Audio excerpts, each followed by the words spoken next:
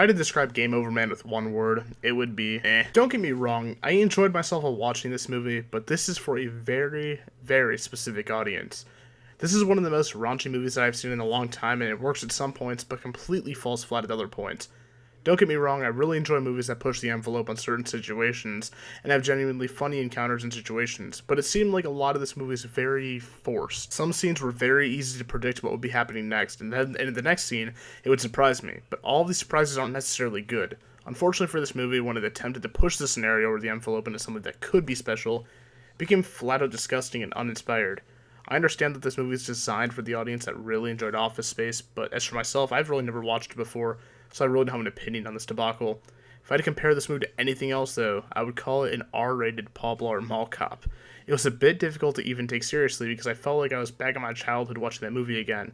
It's not that I necessarily hated Mall Cop, quite the opposite actually, but this movie felt like a clone with a slightly higher maturity rating. If I had to pick one saving grace for this entire movie, it would have to be Netflix itself.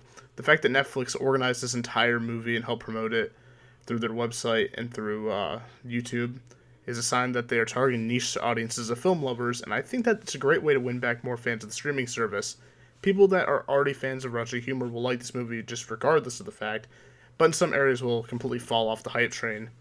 I don't want to spoil anything for this review, but I want to talk about one specific scene in the movie that really, really bothered me.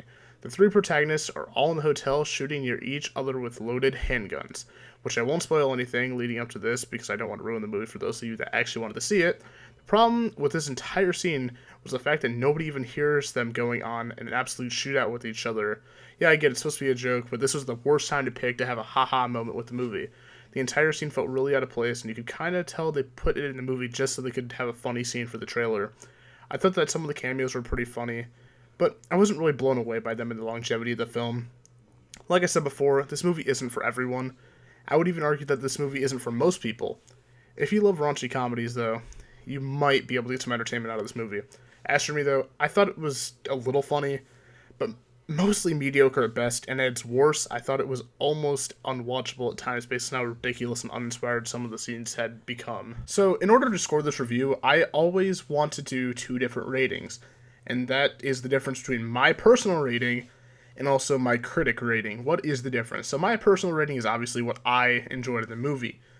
And for this one, I would personally give it a 6 out of 10. It isn't fantastic, it isn't great, it's very, very average and below average in some areas.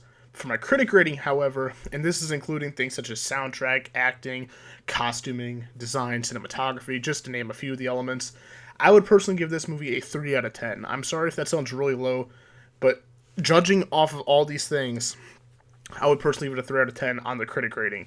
But like I said, my personal rating, 6 out of 10. Would I recommend this movie?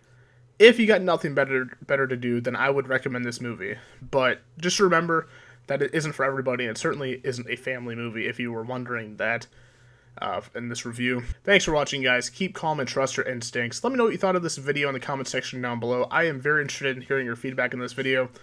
By the way, this video is under fair use from copyright strikes, or should be, because, you know, fair use. I'm actually reviewing the movie. I'm transforming it, so this is just for future reference if YouTube decides to get funny with this video. Thanks for watching, guys, and peace out.